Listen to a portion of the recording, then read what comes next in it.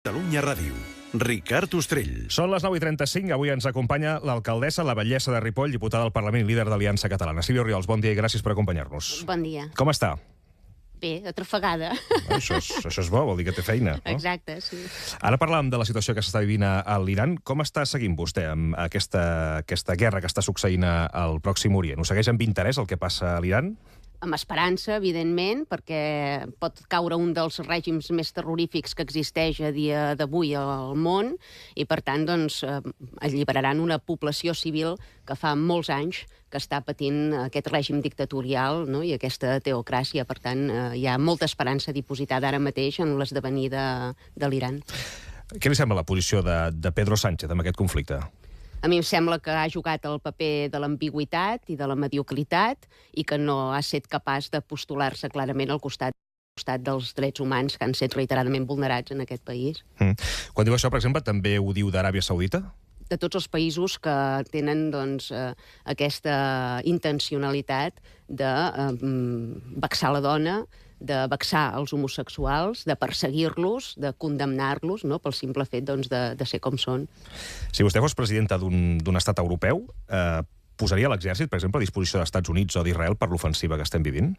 Bé, a dia d'avui Catalunya no té exèrcit, no té tampoc independència, per tant, difícilment podem posicionar-nos com a catalans. S'hauria de veure, evidentment, i s'hauria de consultar també, evidentment, amb la població civil, perquè no pots entrar en un conflicte armat, entenc jo, sense l'aprovació dels propis catalans. És a dir, vostè faria un referèndum, una consulta, per saber si s'ha d'entrar o no en aquest conflicte amb l'exèrcit en cas que Catalunya tingués... El posicionament polític ha de ser molt clar, favorable a aquesta intervenció, però alhora, doncs, evidentment, s'ha de ser cautelós en l'ús de la força armada. Perquè vostè diria que en el cas que Catalunya fos independent, Catalunya hauria de tenir exèrcit. Totalment, sí. Com qualsevol altre estat que pretengui protegir les seves fronteres i, per tant, el futur dels seus ciutadans. En la seva posició política, amb el conflicte que hi ha entre Israel i alguns territoris de la zona, hi ha qui diu que vostè defensa Israel perquè el seu partit hi té lligams econòmics. Això és així o ho pot desmentir en cas que no sigui així? És totalment fals i ho hem, a més, doncs, evidenciat, no? Aliança Catalana és un partit que va amb un esclop i una espardenya en comparació amb la resta de formacions polítiques. Campanya electoral a les nacionals catalanes, despesa electoral de 39.000 euros al costat dels milions d'euros que hi han invertit la resta de formacions. Per tant, és molt evident que no tenim ningú a darrere que ens financiï. Però aleshores com es financia el seu partit? És una qüestió de principis. La defensa d'Israel no és una qüestió econòmica, sinó una qüestió de principis. No li deia, com es financia el seu partit, aleshores? Ara mateix a través de la militància. De fet, no hem tocat ni un euro dels que hem rebut de retribució pública per part del Parlament de Catalunya. Ens financem única i exclusivament a través de la militància. Som l'única formació política que no té patrimoni, però que tampoc té deutes, i que, per tant, podria sobreviure en cas de que es retiressin les retribucions públiques a les formacions polítiques. O sigui, amb la voluntat de la gent, ara mateix el partit és el que s'aguanta, diguéssim, el que se sosté econòmicament. Totalment, i a més ho hem defensat així públicament. Considerem que el diner públic ha d'anar invertit en garantir uns bons serveis de qualitat als ciutadans, no pas en fomentar ideologies o en estendre-les. Vostè ara mateix, què és el que li ocupa més feina? L'alcaldia o l'activitat parlamentària? La batllia. Considero que la tasca de batlle, en què has d'estar disponible 24 hores, 7 dies a la setmana, és una tasca molt més intensa que no pas la de diputat al Parlament de Catalunya. Evidentment, si no fos batllessa, segurament també tindria més activitat parlamentària, perquè tindria, més hores disponibles. Però tot i així considero que és molt més intensa la feina de batlle que no pas la de diputat. Ocupa moltes més hores i té també molta més responsabilitat al darrere. Evidentment això canvia quan ets conseller o quan formes part del govern, però si ets a l'oposició... Que troba poc útil l'activitat parlamentària? Ara mateix sí, perquè tenim realment poc poder d'incidència, més enllà de condicionar el discurs de la resta de formacions polítiques cap a on volem nosaltres. I el condicionen? Totalment, sí. Ho diu somrient. Evidentment, és un gran èxit, no? Malgrat la nostra migradesa de recursos, malgrat el cordó sanitari als mitjans de comunicació i per part de la resta de formacions... Aquí no n'hi ha, perquè l'hem entrevistat el segon cop que l'entrevistem. Bé, això no és quelcom que digui la Sílvia Orriols, és quelcom que afirma un informe del Centre Audiovisual de Catalunya, que diu textualment que Catalunya Ràdio dona el doble de veu al PNB que Aliança Catalana, i que jo sàpiga a dia d'avui no té cap diputat al Parlament de Catalunya al Partit Nacionalista. Porto 3 anys fent el matí de Catalunya Ràdio i no l'he entrevistat mai. Són dades oficials, del CAT. Sí, no, són dades oficials el que li estic dient jo. I a vostè l'he entrevistat dos cops. També vam demanar d'entrevistar la seva segona, que per cert no ens l'han concedit l'entrevista, però també ens agradaria poder conèixer la seva segona diputada. Vull dir que estem encantats d'entrevistar-la i fer-li preguntes, que al final és la nostra feina. Doncs que es noti. A veure si hi ha més fluïdesa i més avidesa en els minuts que se'ns garanteixen els mitjans públics, perquè els nostres votants també contribueixen a les arques públiques d'aquest país i també contribueixen a pagar les nòmines dels qui encapçalen els programes. Dependrà de vostè, de la rellevància que tingui. Com que m'estem dient que el Parlament té poca rellevància, doncs és normal que també la truquem. Bé, som, segons les enquestes, la formació política amb més projecció ara mateix, i li estic confirmant que estem condicionant el discurs d'absolutament totes les forces polítiques de l'arc parlamentari. Per tant, poca rellevància, doncs, vostè ha anat a una reunió d'una comissió en l'últim any? Sí. Només, al Parlament? Sí. Hi assisteixo poc, perquè, evidentment, com he dit abans, ho compagino amb la tasca de batllia. Evidentment, no és el mateix una formació política que consta de 30 diputats i si hi ha 20 comissions o 25 pot derivar una sola persona per cada comissió, o una formació política que consta només de 2 diputades que s'han de repartir l'assistència a totes aquestes comissions. És l'única cosa, segurament, que se'ns retreu i que, en canvi, l'electorat comprèn perfectament, perquè no podem dividir-nos ni ser absolutament a tot arreu. I més quan s'estan convocant 2 i 3 comissions a la mateixa hora i només som 2 diputades. Aleshores, per què no posen altra gent a fer aquesta feina, que puguin fer una dedicació absoluta a l'activitat parlamentària? Bé, quan jo vaig entrar al Parlament de Catalunya i vaig erigir-me com a cap de llista d'Aliança Catalana, no era en absolut la meva intenció, però sí que en aquells moments era l'única cara coneguda dins d'aquest projecte.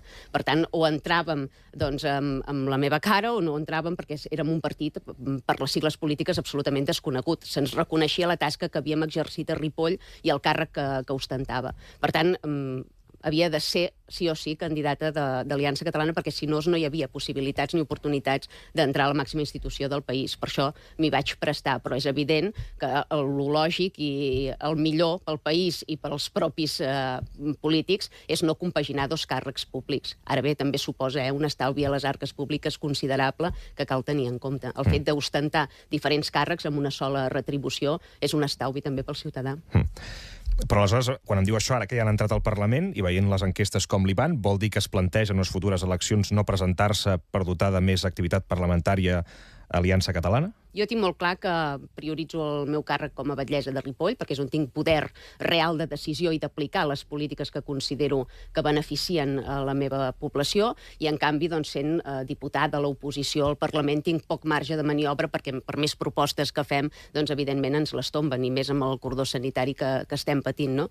Per tant, a dia d'avui prioritzo aquest càrrec. Si bé és veritat que tot dependrà del projecte. Si el projecte em necessita, jo hi seré sempre, perquè evidentment cerco el triomf d'aquest projecte al conjunt del país. Si no em necessita i sóc prescindible, doncs evidentment restaré a l'Ajuntament de Ripoll, que és on més còmode em sento. Com la condiciona vostè el fet de ser dona en la política que vostè fa, tant la municipal com la parlamentària? En res, absolutament, perquè tot el que tinc a nivell de càrrecs o de veu m'ho he guanyat a pols, no pel fet de ser dona ni pel fet de deixar de ser dona, sinó per mèrits propis, considero, no? Per tant, i és el model en el que crec realment, quan es parla d'introduir quotes amb calçador per tal de beneficiar certs col·lectius, aquestes anomenades discriminacions positives que tant s'estilen avui en dia, considero que no ens aporten res com a dones, que l'únic que fan és devaluar-nos, i la idea o el concepte aquell de que aquesta és aquí perquè la quota, no? Doncs no, som aquí per mèrits propis, perquè ens hem empoderat i perquè som tan capaces i tan talentoses com qualsevol home. Però s'ha trobat en posicions, en situacions masclistes dins de la política? En absolut. A dia d'avui puc afirmar que no ha estat el meu cas. Mai? Mai. En matèria d'igualtat, què és el que defensa el seu partit? Doncs la igualtat plena de drets i d'oportunitats. Però li sembla, per exemple, que s'ha anat massa enllà amb el feminisme? Home, aquest feminisme radical que advoca per combatre bel·ligerantment l'home només pel simple fet de ser home, jo l'assimilo molt al masclisme que hem patit durant moltes dècades i, per tant, no el trobo correcte. Nosaltres batallem per tenir la plena igualtat i respecte mutu. Les enquestes diuen que els joves que tenen cada vegada més idees masclistes. Vostè creu que s'ha de revertir aquesta situació? Com s'ha de fer? És a dir, què és el que pretén impulsar o no el seu partit en funció del que li estava explicant. Bé, penso que això és culpa, no?, d'aquest feminisme radical que ha volgut tensionar tant la situació, doncs que ha acabat frivolitzant, no?, amb determinats termes, banalitzant amb el terme masclisme, fins al punt que l'ha desposseït, no?, realment de la bel·ligerància o de la violència que du implícit. De tal manera que els joves no perceben avui dia, passa també amb el feixisme, no perceben ni el masclisme ni el feixisme com un risc real o una xacra a combatre, perquè està tan banalitzada i s'exhiben aquests termes amb tanta lleugeresa que no saben identificar-los, i això, evidentment, és un problema. Hem d'aturar, com sigui, aquesta banalització dels termes i centrar-nos cenyint-nos al sentit real dels mots. Clar, però moltes d'aquestes posicions, per exemple, reforcen molt a les xarxes, no? Creu vostè que s'ha de regular el que està passant a les xarxes? Què li sembla, per exemple, la proposta de Pedro Sánchez de prohibir les xarxes als menors de 16 anys? Bé, la trobo una mesura absolutament totalitària, no es pot privar del lliure pensament a ningú, en tot cas cal combatre'l amb altres arguments o altres idees, perquè de la mateixa manera que tu consideres que és lícit i moralment superior la teva opinió, també poden considerar-ho els contraris, no? I avui governes tu i fas aquesta prohibició, però demà poden governar ells i te la poden fer a tu, aquesta prohibició. No podem entrar a prohibir, no?, que la gent pensi amb llibertat. El que sí que hem de fer és batallar, doncs, per demostrar-los que la nostra és l'opció correcta. Seria menors de 16 anys, eh? L'ús de les xarxes socials per part dels menors és un problema que tenim molt seriós avui en dia i que penso, sincerament, i ho dic com a mare que també hi ha caigut en aquest parany, que és responsabilitat dels pares que no hem sabut actuar correctament en aquests termes. I no crec que hi hagi d'haver aquest intervencionisme estatal, sinó que hauríem de ser els propis pares els que ens adonem de la problemàtica que genera aquest ús freqüent de xarxes socials en el jovent. Per tant, tampoc s'hauria de prohibir l'alcohol als menors de 18 anys. Evidentment està prohibit i així ho mantenim. No, però com que diu que no s'ha de regular una prohibició... No, jo el que li estic dient és que no es pot prohibir cert pensament, perquè s'està atacant només una fracció. No, el que es vol prohibir és l'ús de les xarxes a menors de 16 anys. Jo el que he sentit és dir que hi ha discursos que són nocius pel jovent i que, per tant, s'han de prohibir. Jo el que estic dient és, si el jovent té accés a les xarxes socials, ha de tenir accés a tot el ventall de discursos per dirimir ells... Que no hi hagi un límit de discursos. Exactament. No, jo el que li preguntava... Perquè de la mateixa manera que ho fem nosaltres, poden fer-ho els altres, eh? Però jo li preguntava pel fet de tallar, diguéssim, les xarxes socials, no tant pels discursos, que segurament és on l'accent polític de Sánchez és més aquest, sinó més pel problema de salut mental que genera, perquè és un moment en què hi ha una formació, no?, de la persona, no?, i per tant allà entren moltes coses que no tens un control. La pornografia, per exemple, és un problema totalment. És quelcom que, evidentment, s'hauria d'apartar del nostre jovent, que és molt difícil. Però com ho apartes si no ho prohibeix? És que és molt difícil, tecnològicament això realment és molt difícil, i tots sabem que per més que prohibeixis allò que consideres incorrecte, hi acaben accedint d'alguna manera i fins i tot a vegades generes encara més interès, no?, per apropar-s'hi. Per tant, és un tema realment molt complicat que se'ns n'ha anat de les mans des de fa anys i que sembla que no tingui aturador. Li posava l'exemple de l'alcohol, o li podria posar l'exemple del carnet de conduir, no? És a dir, que també hi ha una limitació d'edat per entendre si vostè aposta per aquesta regulació o no, de dir, escolti'm, aquí hem de posar l'accent a les escoles i als pares. Per eliminar de les xarxes socials tot això de la pornografia i de tot això que, evidentment, genera violència. Per tant, sí que prohibiria en aquest cas la pornografia. Però no és el mateix prohibir un discurs polític o un pensament polític que prohibir la pornografia amb violència. Però les xarxes no, en tot cas, les xarxes no. No, les xarxes no poden estar prohibides perquè, a falta de que hi haguin mitjans de comunicació lliures i no subvencionats, les xarxes socials són l'escletxa que trobem els del lliure pensament per poder arribar a les llars catalanes. I la intencionalitat del senyor Sánchez en prohibir les xarxes socials no és alliberar els joves de la pornografia, sinó alliberar els joves dels discursos de la seva oposició, i per tant no podem combregar-hi amb aquest postulat. A les xarxes hi ha molta batalla ideològica, com vostè deia. De fet, vostès s'han fet molt forts a les xarxes. Creu que és una batalla perduda per part de l'esquerra? No, jo també hi veig molts missatges de l'esquerra. Si no saben seduir l'electorat és una altra cosa, però la presència és un feu seu, absolutament seu, controlat per vostès? És l'únic lloc on competim en igualtat de condicions i en base només al discurs i al projecte, sense subvencions ni patrocinis a darrere. Per tant, d'oportunitats tenim les mateixes. Si el seu discurs no és prou potent o no sedueix prou, és la seva responsabilitat, no la nostra. Creu que és una qüestió més estètica, potser, de no saber arribar prou bé a la ciutadania, als joves, en aquest cas? A mi el que em sembla és que només arriben quan paguen amb talonari públic. O sigui, el seu missatge només surt als mitjans o es fa viral quan subvencionen públicament a darrere. Perquè quan tenen l'oportunitat de fer-ho lliurement a les xarxes socials i de manera gratuïta, està clar que l'esquerra no triomfa. No arriba, no? Què és el que respon vostè a la gent quan li diuen que vostè és populista? És a dir, que vostè diu coses que sap que no podrà arribar a complir mai. Bé, populisme té diverses accepcions segons el diccionari. N'hi ha una d'elles, que és amb la que jo em sento més identificada, que és la que defenses els interessos i els drets del poble. I em sento plenament identificada amb aquest concepte. Per tant, quan m'etziben que sóc populista, evident m'agafo aquesta excepció del diccionari i m'hi sento plenament identificada. I els que l'utilitzen per dir-li que vostè promet coses a la ciutadania tenint la certesa que no les podrà complir? Bé, que vinguin a Ripoll i els demostraré tot el que he complert. Però, per exemple, la independència de Catalunya. Expliqui'm, si demà vostè tingués el poder per fer la independència, quines serien les 3 primeres decisions que vostè prendria en 48 hores? És que en 48 hores no pots fer la independència d'un país si vols garantir que aquesta independència durarà més de 8 segons. És, evidentment, quelcom que ha de durar i perllongar-se en el temps perquè has de preparar la situació, has d'estar amatent a què pot passar o quins escenaris poden presentar-se els mesos posteriors a aquesta declaració i has de tenir, evidentment, doncs, el finançament garantit, suport internacional garantit, has de tenir un mínim de garanties. El que no pots fer és aventurar-te a fer una proclamació d'independència com la que hem viscut i que ens ha ridiculitzat a tota Europa. I vostè això ho té pensat o és una idea que portaria a terme en el pensament, el desenvolupament, en el cas que vostè guanyés unes eleccions? Evidentment tenim tots uns passos i procediments a seguir i, evidentment, també un cop assolit el poder en què tens molta més informació i, per tant, doncs, tens accés a tota una altra sèrie de mitjans i de casuístiques, això s'aniria ampliant i s'aniria actualitzant. El que no podem és afirmar que farem una independència aquí en 48 hores ni en 48 mesos, perquè això no és possible, ni és factible, ni és viable. Hem de garantir una estabilitat econòmica al país i hem de garantir que aquesta independència duri en el temps i sigui la definitiva, la bona. I si l'estat espanyol suspèn aquesta autonomia o aplica noves mesures com el 155? Catalunya haurà de respondre. El que no haurà de respondre és lliurant-se als tribunals espanyols ni anant-se'n a Waterloo, perquè el capità és el darrer que ha d'abandonar el vaixell o anar... Si vostè es quedaria a Catalunya assumint les conseqüències penals, diguéssim. Evidentment, jo no abandonaria el país. Si prenc aquesta decisió i la tiro endavant amb determinació, jo no abandonaré el país ni els catalans. I el control del territori com ho faria si l'Estat segueix tenint els policies, els jutges, l'administració? Evidentment, necessitem garantir el control de tot a nivell d'aeroports, però també a nivell de fronterer.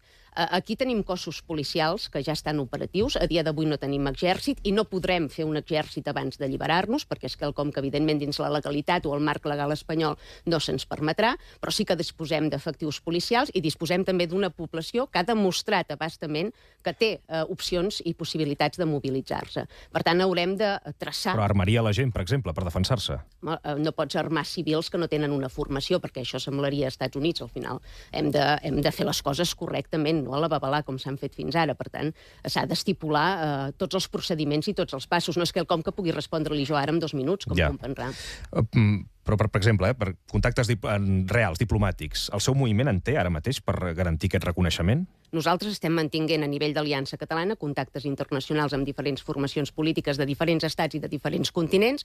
Evidentment, en l'eventual cas que accedíssim a tenir més força política dins el Parlament, doncs poder condicionar millores pel país. I tots aquests contactes, que evidentment tampoc revelarem, doncs pensem, a més a més, augmentar-los. En el sentit que tenim una visió profundament d'estat, a diferència d'altres formacions polítiques de l'arc parlamentari.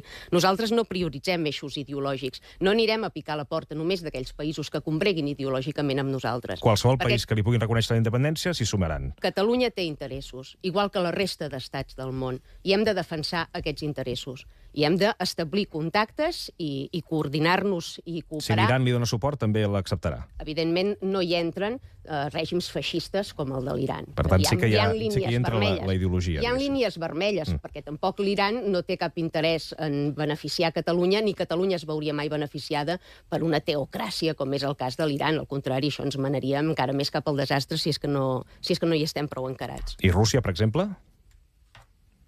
Si em preguntes pel conflicte entre Rússia i Ucraïna, diré clarament que sóc a favor d'Ucraïna. Per tant, Rússia tampoc entraria ara mateix, i amb aquest governant, no vol dir que això no canviï demà, per tant, s'ha d'estar amatent també als diferents esdeveniments geopolítics que ens envoltin, que van actualitzant-se. La cosa de populisme, és a dir, de dir coses que no podrà complir, deia també en el tema de la immigració. Vostè, per exemple, tancaria totes les mesquites? tancaria totes les mesquites que pregonen una visió literal de l'islam, que és ara mateix un terç que sapiguem de les mesquites que hi ha establertes a Catalunya i que són un focus de radicalització. Totes aquestes mesquites, evidentment, han de ser clausurades i les associacions islàmiques que les gestionen han de ser il·legalitzades i totes aquelles persones que han contribuït en processos de radicalització han de ser deportades, perquè no ens podem permetre tenir aquesta bomba de rellotgeria al cim de casa nostra.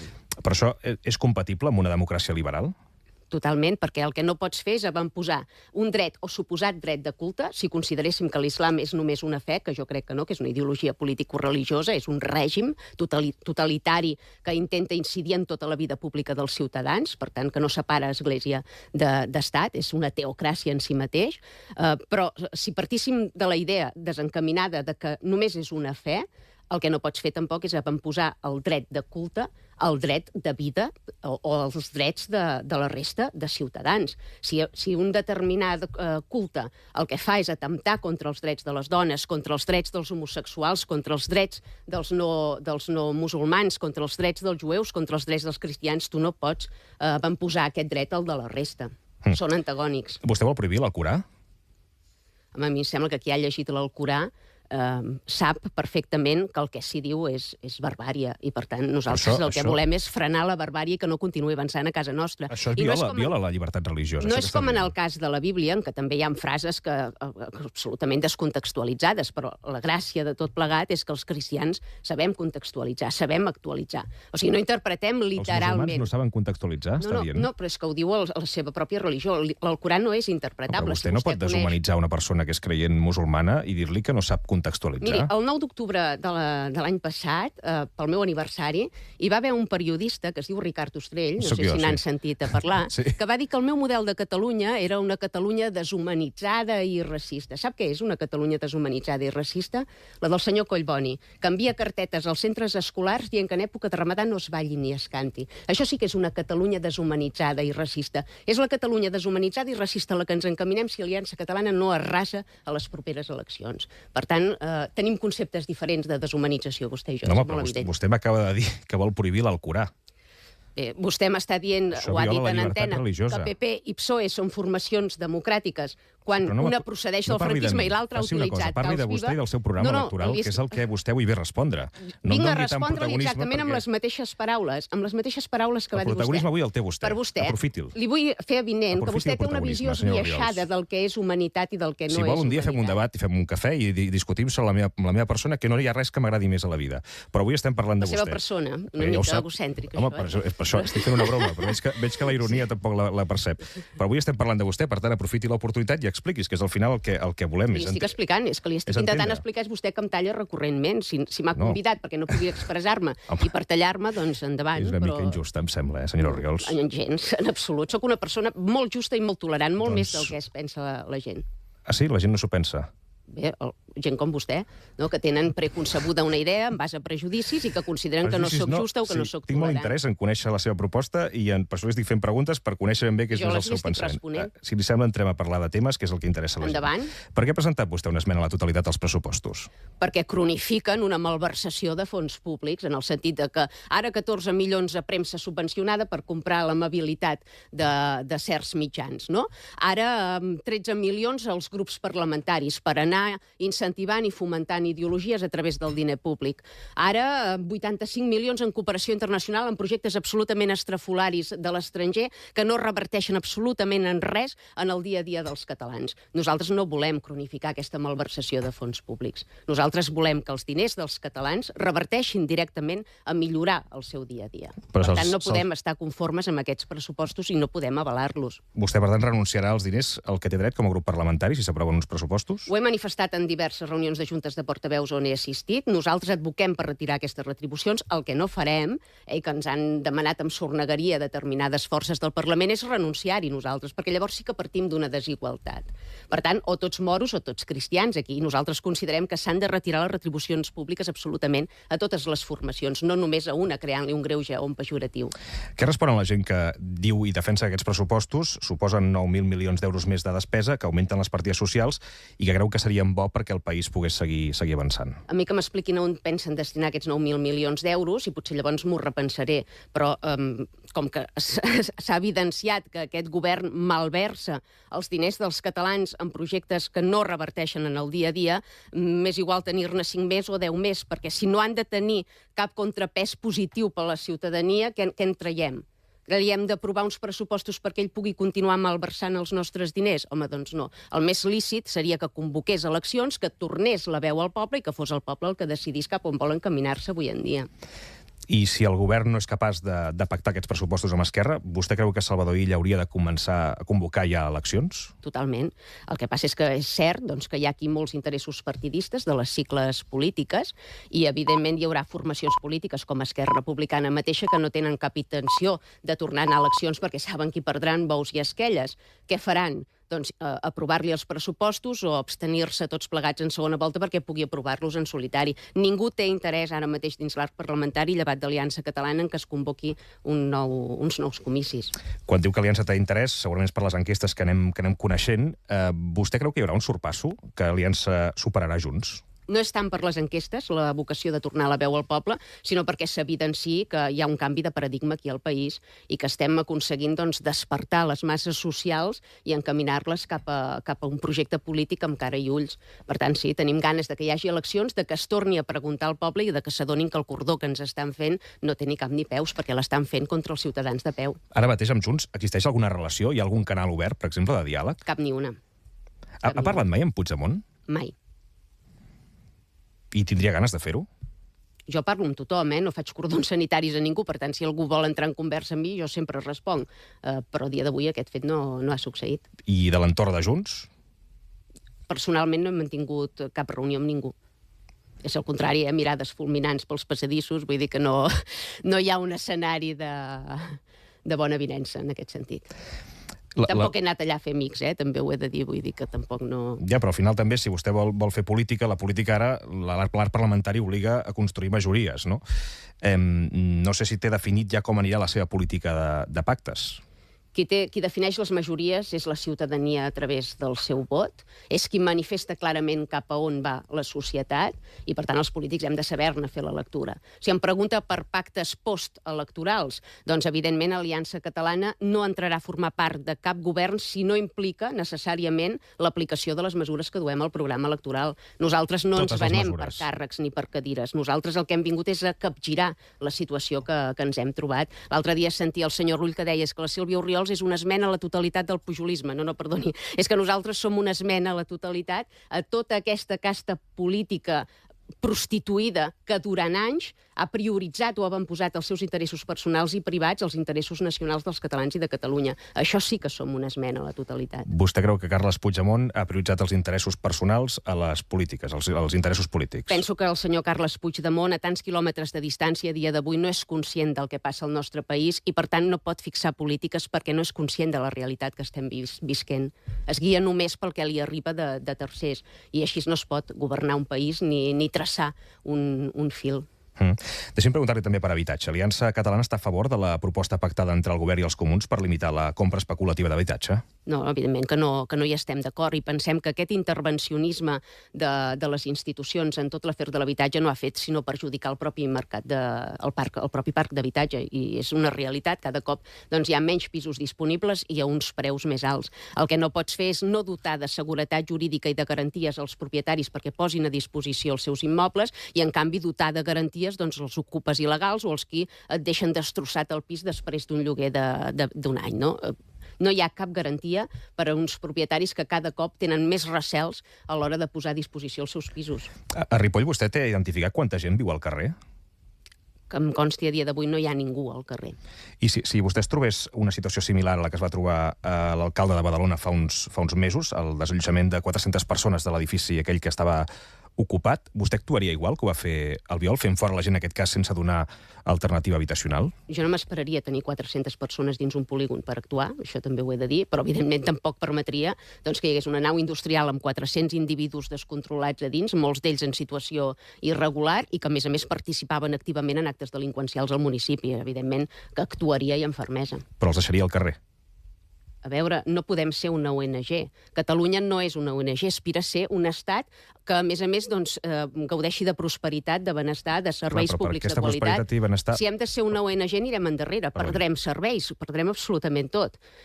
És ser mala persona, això. Prioritzar els drets i els interessos dels ciutadans és ser mala persona. Doncs, goiti, serem males persones, però nosaltres continuarem defensant els catalans. No anava per aquí la pregunta. Anava per veure quina alternativa. És a dir, si vostè aquestes persones les deixen al carrer, doncs la situació de benestar que vostè m'està produint es traslladarà. És a dir, vostè el que estarà fent és traslladar una situació complexa en un edifici ocupat al carrer. Per tant, no resoldrà el problema de fons. L'alternativa l'ha de resoldre l'administració municipal, que no té absolutament cap responsabilitat en el descontrol immigratori que viu el país? Aquesta és la meva pregunta. L'hem d'assumir els alcaldes? Ens han de traslladar a nosaltres el problema de les seves polítiques migratòries nefastes? Resoldre els problemes socials del seu poble. El problema el tenen les administracions superiors que obren les portes de bat a bat a aquesta immigració massiva i invasiva sense planificar les conseqüències que la seva entrada té al país, ni sense haver dotat de recursos als ajuntaments perquè puguin donar solucions. Per tant, jo traslladaria clarament la problemàtica a institucions superiors que són les autèntiques responsables del desastre que estem patint. No vull entrar en un joc de dades, però sap que això que està dient no és cert. La població nascuda fora de Catalunya és del 25%. No hi ha una onada d'immigració massiva, com vostè diu. Suposen el 65% de les detencions, suposo que això també ho sap. Suposen el 65% de les detencions per una qüestió de pobresa, no per una qüestió de... No és cert. Sí, home, sí. Sempre n'hi ha hagut de pobres i no hi havia violacions en grup ni et clavaven un cop de matxet per robar-te 20 euros. Sí, tant. Per tant, és una qüestió més aviat cultural i de diferents marcs morals. És una qüestió més que res de la importància o el valor que donem a la vida humana. Hi ha països i continents que no donen el mateix valor a la vida humana que nosaltres. I fins que no siguem conscients d'aquesta situació i permetem que demogràficament augmentin en proporció totes aquestes poblacions que venen de països amb índexs delinqüencials molt més alts que els nostres, en patirem les conseqüències. I la bona prova és la creixent inseguretat que viu el país, les violacions que s'han disparat un 500%. És que això no és cert, senyora Orriols. N'hem patit dues a Sant Joan de les Abadeses perpetrades per un marroquí i per un sud-americà. És que no hi ha més delictes. Aquest problema no l'havíem tingut a la comarca. Ens estan obligant a conviure amb gent salvatge. La taxa de criminalitat s'ha mantingut estable en els últims anys, mentre la immigració ha passat del 3 al 24%. Per tant, no és cert que hi hagi... Vagi a un centre penitenciari i veurà la realitat, més enllà de les dades publicades, evidentment, per una Generalitat governada per partits d'esquerra i d'extrema esquerra. No ens podem basar la realitat en anàlisi de coses que no són reals. No es publiquen dades fiables sobre la inseguretat o el dèficit econòmic que genera la immigració. No s'estan publicant dades fiables perquè no hi ha cap interès en verificar la realitat i que la gent no la conegui. Però aleshores, si les dades no li donen la raó...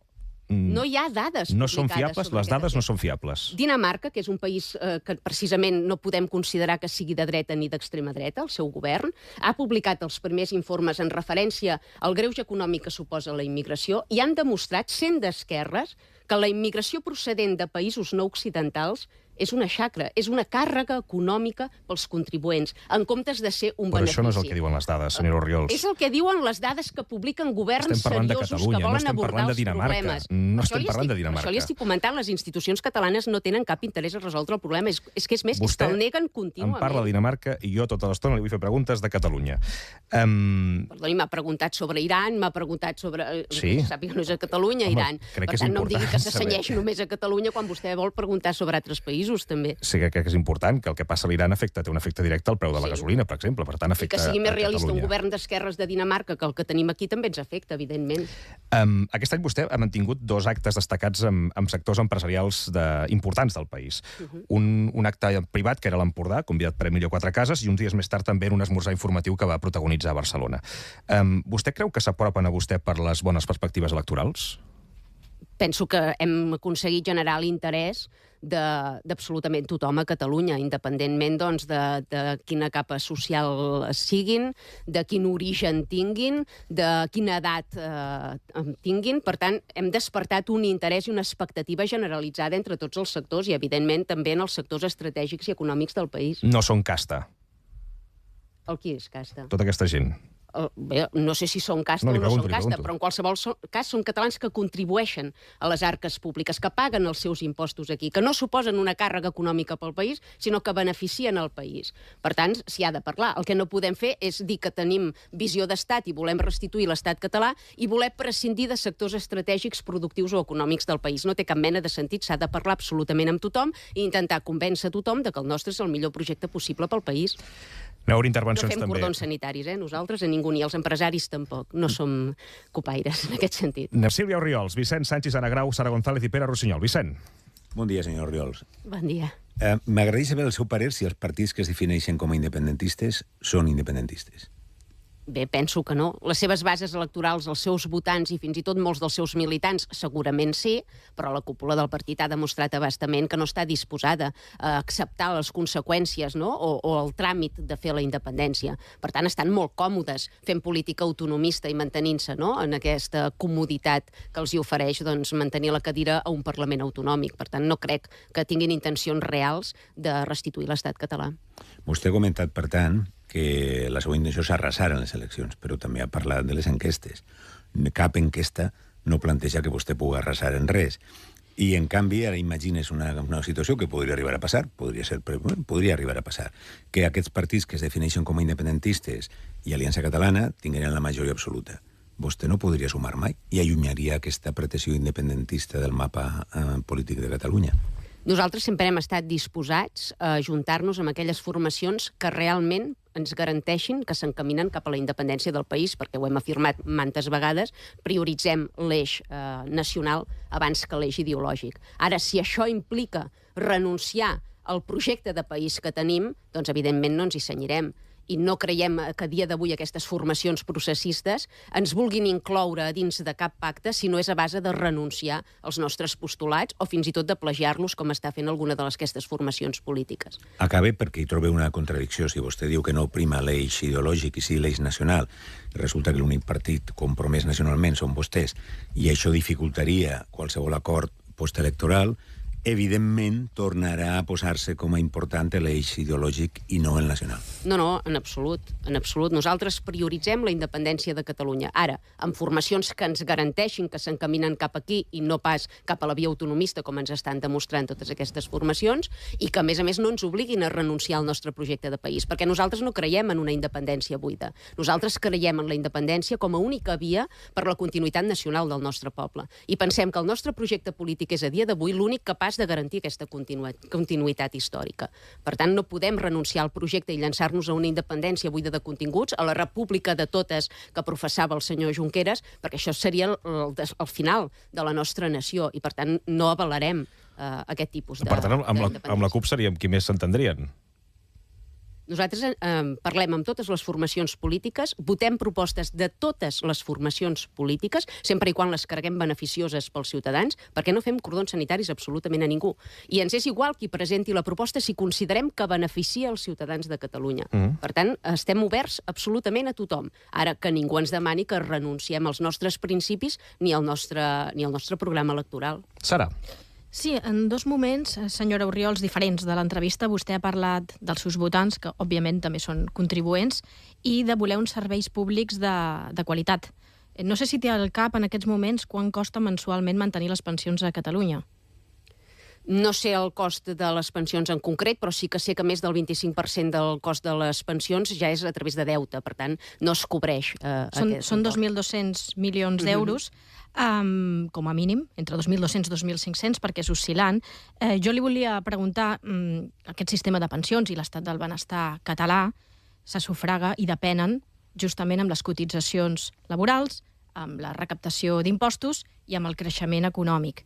Jo li volia preguntar, amb una política migratòria restrictiva com la que té vostè, per dir-ho d'alguna manera, i no sent partidària d'augmentar impostos, quin és el seu pla per garantir la sostenibilitat del sistema a 20 anys vista sense generar dèficit, com vostè ara deia? Bé, aquí hi ha dues coses. Està demostrat que més immigració no vol dir més riquesa pel país. I la mostra més clara i evident és que els darrers anys hem augmentat un 10% via immigració, però el PIB del país no s'ha mogut, o s'ha mogut molt poc. Per tant, no estem generant riquesa important immigració. Això és fals. Jo no li estic preguntant això, dic com se sosté les pensions i l'estat del benestar. Que aquí hi havia dues coses. Aquesta és la primera. Aquesta idea perversa de que la immigració ens aporta riquesa, això és totalment fals. El que ens aporta és inseguretat i dèficit en els serveis públics, a part del tensionament i el col·lapse de tot plegat. Aquesta és la primera idea. En segon, les pensions són deficitàries. Com li estic dient, el 25% s'estan pagant via deute.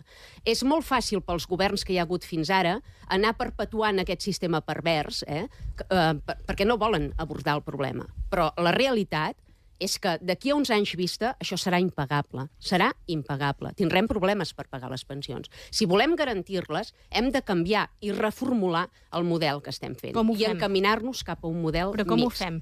Encaminar-nos cap a un model mixt. Si no ho fem nosaltres... Mixt vol dir pla de pensions privats? Si no ho fem nosaltres els propers 20 o 30 anys, perquè això evidentment no es pot fer en 4 dies, perquè no hi hagi un impacte, cal allargar-ho en el temps, ens hi obligarà la pròpia Unió Europea a regular les pensions. I llavors ens ho faran fer en 4 o 5 anys. I les mesures hauran de ser molt més dràstiques i qui en patirà les conseqüències seran els que han contribuït a les arques públiques durant 35 o 40 anys. Aleshores, pla de pensions privats. Per tant, durant 20 o 30 anys s'ha de passar del model actual a un model mixt sense que, evidentment, el contribuent noti l'impacte. I els serveis públics? Perquè no sé si té almenys la dada al cap de quan s'inverteix en sanitat i educació en aquest país en aquests moments. Bé, en educació, si no ho recordo malament, són uns 8.000 milions d'euros. En sanitat, ara mateix tampoc sabria dir-li les xifres. Més de 14.000 milions. No porto xifres, evidentment. Sí. Però els serveis públics no poden continuar sent universals en el sentit de que tu arribes, t'empadrones fraudulentament a un ajuntament i automàticament tens accés a la sanitat pública que estem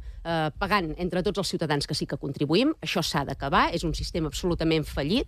L'estat del benestar entrarà en fallida si continuem sent una ONG pública, per dir-ho clar i català, i per tant s'ha de limitar... Els hospitals han de triar a qui atenen i a qui no? No, però se'ls ha de passar la factura. Evidentment no es pot deixar morir ningú, però s'han de passar factures. S'han de començar a passar factures.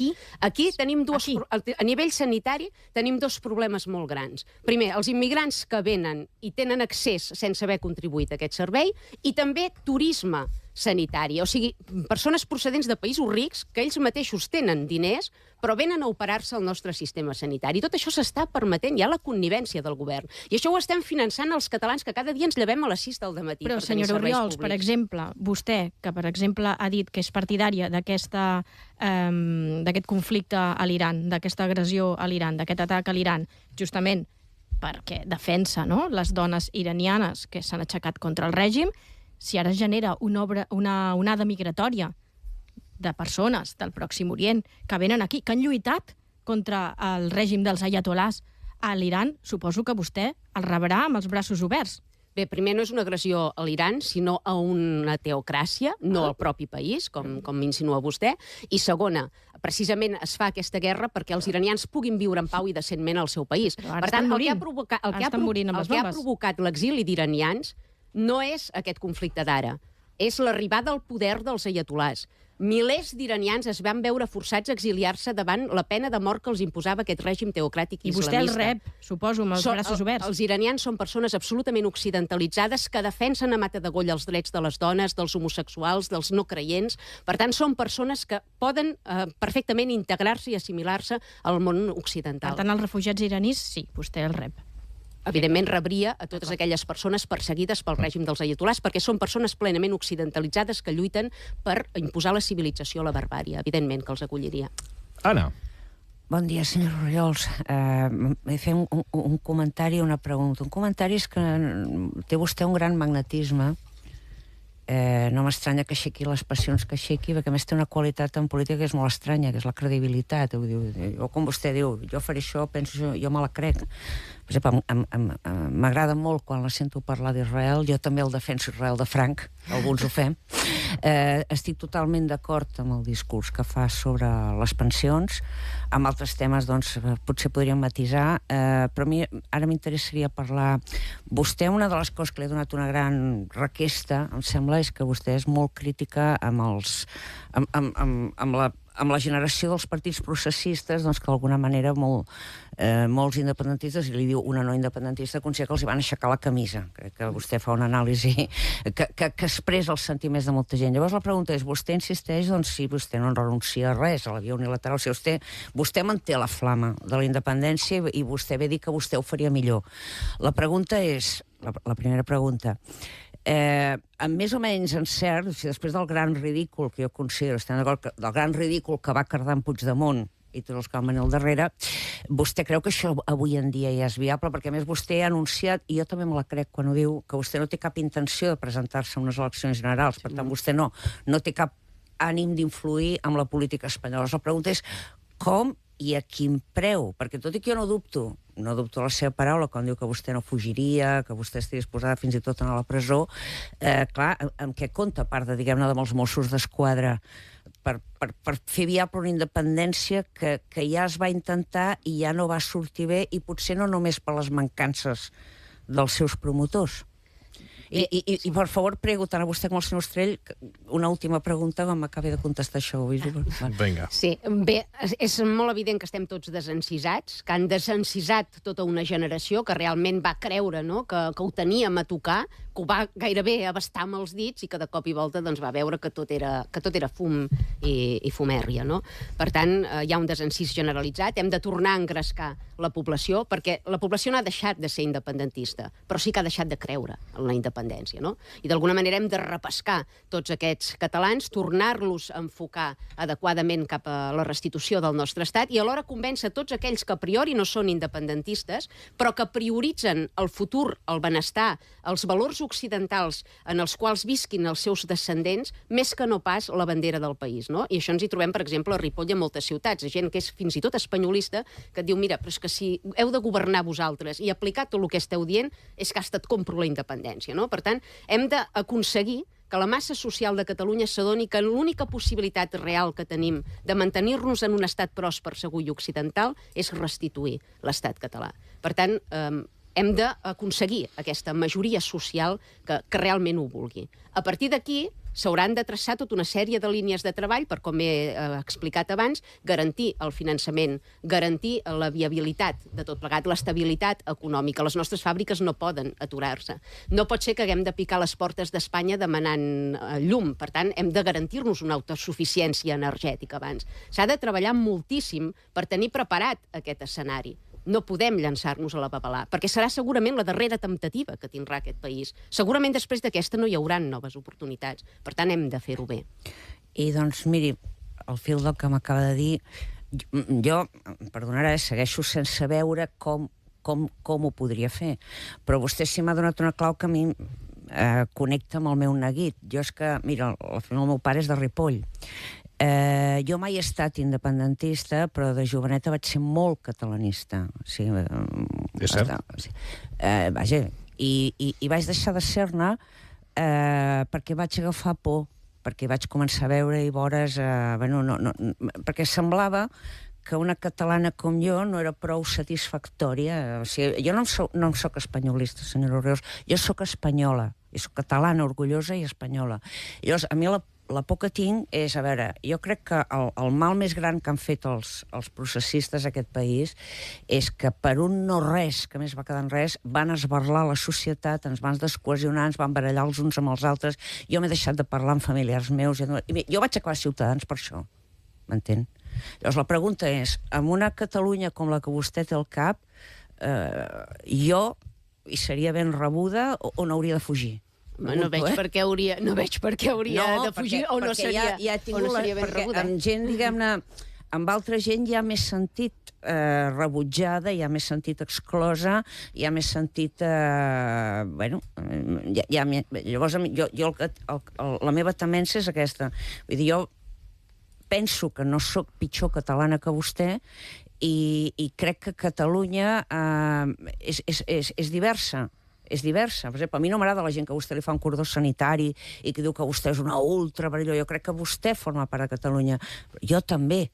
I altra gent també. Llavors, vostè creu realment que la independència que d'altra banda no la veig, jo no la veig en marca, justifica que ens tornem a barallar tots plegats, pregunto. És que jo crec que la independència ens unirà a tots, més que no pas desunirà, si som capaços d'entendre que ens hi va el futur dels nostres fills conjuntament, independentment del que pensem, de la llengua que parlem a casa o de la bandera que estiguem defensant. Ho hem comentat moltes vegades, és un projecte que no mira endarrere, que no et qüestiona per venir d'on vens. A dins d'Aliança Catalana hi ha persones provinents d'Unió Democràtica, hi ha persones com jo que provenen d'Estat Català, hi ha persones que provenen de l'espanyolisme. Per tant, hi ha molts orígens que conflueixen en un objectiu comú, que és garantir i salvar el futur dels nostres fills. Per tant, tothom hi és benvingut en aquest projecte. I crec molt, i penso que som l'única formació política de l'arc parlamentari que ara mateix creu realment en el pluralisme ideològic i polític. Perquè si s'hi fixa, tots aquells que no ens apliquen cordó sanitari optarien per prohibir partits independentistes. Per exemple, nosaltres ni fem cordons sanitaris ni volem prohibir absolutament cap ideologia ni cap pensament. Al contrari, els combatem tots argumentativament. Vostè creu que jo sóc una nyorda? No sé, això ho decidirà vostè en tot cas. No, pregunto, si vostè creu... em coneix una mica, vostè creu que jo sóc una nyorda? Jo crec que es va equivocar entrant a Ciutadans, però... No, però miri, hi ha una cosa que sí que és curiosa d'escoltar-les a vosaltres dues, que és que, almenys l'Anna ho ha expressat des d'un dolor, has expressat aquesta pregunta, no? Segurament és la decepció que heu tingut les dues en un moment molt concret de la història del país. Sí, es tracta de cercar amb optimisme una solució als nostres mals, independentment d'on vinguem, no? Estan vostès ara, com la pel·lícula Atrapado en el tiempo. No, ha nascut això és l'inici d'una gran amistat. Una gran amistat. Doncs afegeixi, sí, senyor Sanchis, afegeixi, sí. Només li falta això al Vicent. Si s'accepten nyordos... Sí, bon dia, senyora Oriols. Bon dia. Una mica amb la línia del que insinuava l'Anna, abans vostè parlava de que se sentia còmode amb l'accepció de populisme entès com a defensa dels interessos del poble, no? Jo li voldria preguntar què entén vostè pel poble de Catalunya? És a dir, som els 8 milions de ciutadans que vivim aquí, som el poble de Catalunya? D'aquí s'hi han de treure els musulmans perquè, pel que he entès, són incapaços de contextualitzar el Coran i tots ells el veuen, serien il·liberals, per dir-ho d'alguna manera. S'haurien de treure d'aquí també els que tenen un sentiment nacional espanyol? Ens quedaríem al final amb el poble de Catalunya com els 2 milions de persones que van anar a votar en el referèndum de l'1 d'octubre? O sigui, què entén vostè pel poble de Catalunya? Bé, el poble de Catalunya és molt divers, diferents orígens, diferents edats, diferents classes socials. Tots hem de poder conviure i tots hem de buscar un marc en el que ens sentim segurs i beneficiats sense perjudici dels altres, no? Per tant, hem de batallar per unificar tot això. Ara, evidentment, això no vol dir que haguem de deixar de combatre aquest avenç demogràfic de persones que no creuen en el nostre sistema democràtic, que qüestionen el nostre marc de drets i de llibertats i que intenten imposar-nos costums primitius. Hem d'aturar aquest avenç per garantir els drets de tothom, també d'aquelles persones que són originàries del Marroc, que han nascut aquí i que poden i volen gaudir d'una vida plenament occidental, i dels drets que els nostres avantpassats han aconseguit a base de sacrificis i d'esforços. Si volem garantir els drets i llibertats d'absolutament tothom, hem de combatre tot allò que us qüestiona i que pretenen derrocar-los. Però els que tenen sentiment nacional espanyol són part del poble de Catalunya o són colons que viuen a Catalunya? És evident que no tots els catalans pensen igual, ni en termes ideològics, ni en termes nacionals, ni en d'altres termes. I en això precisament rau la riquesa de la diversitat, no? De la diversitat d'opinió, de la diversitat ideològica. No tots hem de pensar igual. És una vida molt trista si tots pensem igual. És gairebé un règim dictatorial, on se't priva, no?, de ser qui realment vols ser o de manifestar les opinions que realment tens. Per tant, jo penso que hi ha d'haver oportunitats i debat absolutament per tothom. Això no vol dir que jo deixi de combatre aquells arguments o aquelles ideologies que em semblen incorrectes o desviades, però sempre des del respecte i des de la tolerància que puguin existir. Soc la primera de defensar que puguin haver-hi formacions polítiques que fan el discurs oposat exactament al meu. Per què? Perquè no tothom pensa igual. Per tant, no tothom ha de combregar amb els mateixos postulats. Sílvia Oriols, líder d'Aliança Catalana, ens ha acompanyat avui al matí de Catalunya Ràdio, la Ràdio Nacional i Pública de Catalunya. Gràcies per acompanyar-nos. Moltíssimes gràcies a vosaltres. Una pausa.